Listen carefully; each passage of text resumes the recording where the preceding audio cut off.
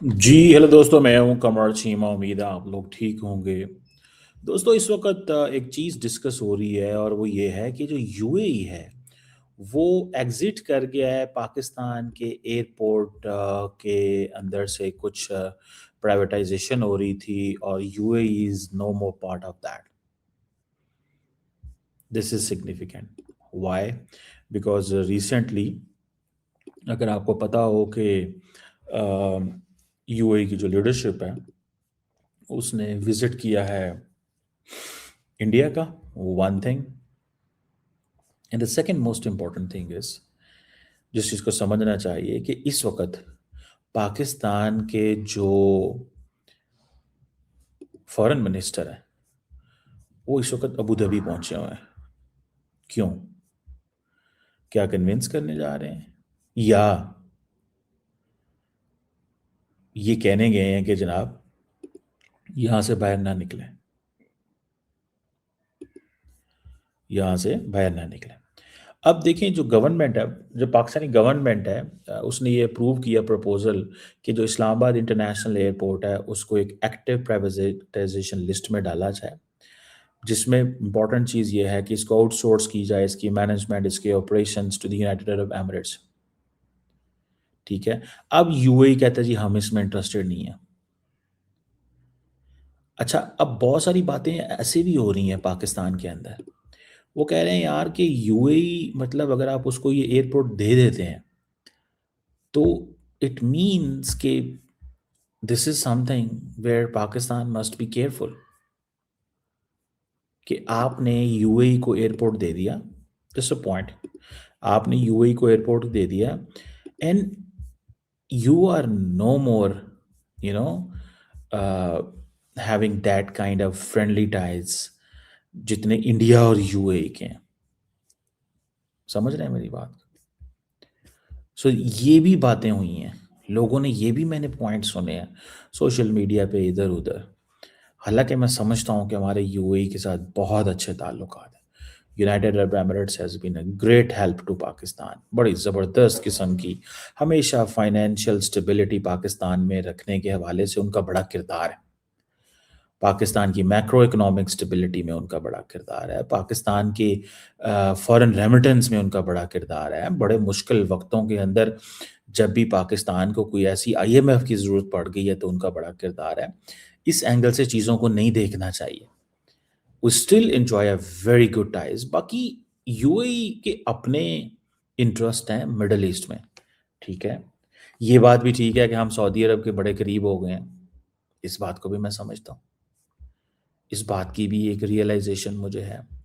और हम इतने करीब हो गए हैं कि अगर सऊदी अरब और यूएई या किसी मुल्क का भी कोई हमला हो जाता है तो पाकिस्तान सऊदी अरब के साथ खड़ा हुआ है। An attack on one is an attack on the other. ये हमने कहा हुआ है, ये हमने बात की है।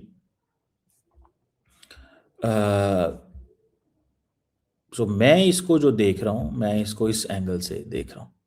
मुझे लगता है कि हमें पाकिस्तान को अपनी जो यूएई के साथ इकोनॉमिकली राब्ते में रहना चाहिए।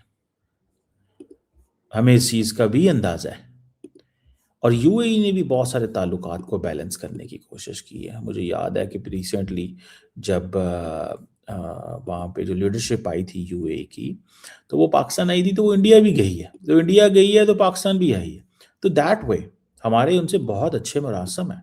अभी हिज हाइनेस एमबीजी जो हैं वो इस्लामाबाद आए हुए थे।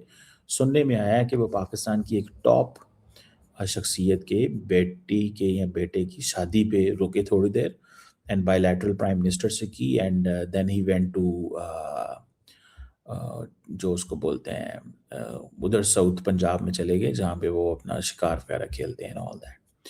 So for Pakistan UAE is like is UAE.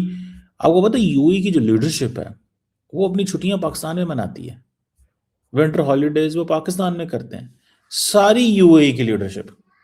You will be shock to know this, many people will be shock to know this, कि यूएई की सारी लीडरशिप अपनी छुट्टियां यहां मनाती है। तो दैट्स वेरी वेलकमिंग थिंग ना, ये तो बड़ी मजे की चीज है। तो हमें इस ताल्लुक को, हमें उनको, या फिर हो सकता है कि वो ये समझते हों कि यार हमारे पास अभी इतने ये प्रॉफिटेबल चीज़ नहीं है। अब गवर्नमेंट अगर प्राइवेटाइजेशन करना चाहती है और ये सारी चीज़ें करना चाहती है, ठीक है ना, इंटरनेशनल एयरपोर्ट और कराची पोर्ट और सारा कुछ, ठीक है जी। अब पाकिस्तान जो है उसकी जो डिस्कशंस हैं विद यूएई के साथ और ये सारी चीज़ें जो हैं वो चल रही हैं। लेकिन सुनने में आया है कि अच्छा, UAE is a trusted partner. UAE is a trusted partner है ना हमारा, ठीक है जी। वो हमारा एक ट्रस्टेड पार्टनर है। एंड अगर वो आपका एक ट्रस्टेड पार्टनर है तो उनके साथ हमारा एक ये रहना चाहिए ना, ठीक है। और हमें इस चीज़ को भी थोड़ा स्टडी करना चाहिए। बहरहाल this is what I see, this is what I find, that's what I realise.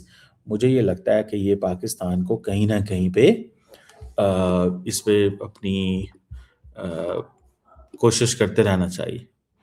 Pakistan must keep working. जितना ज़्यादा पाकिस्तान काम करेगा इस हवाले से, उतना ज़्यादा अच्छा। इस चीज़ को ज़हन में रखिएगा। और मैं इसको ऐसे भी समझता हूँ कि एक तरफ अगर आप ये देखें कि और अगर अमारातियों के अलावा बड़े कम मुल्क होंगे जो आपके पास आएंगे, समझ रहे हैं सर? अमारातियों के अलावा बड़े कम मुल्क हैं जो आपके पास आएंगे और कहेंगे कि जी हाँ जी ठीक है जी, ये जी वो जी। So you need to have अमारातीज। आपको अमाराती चाहिए।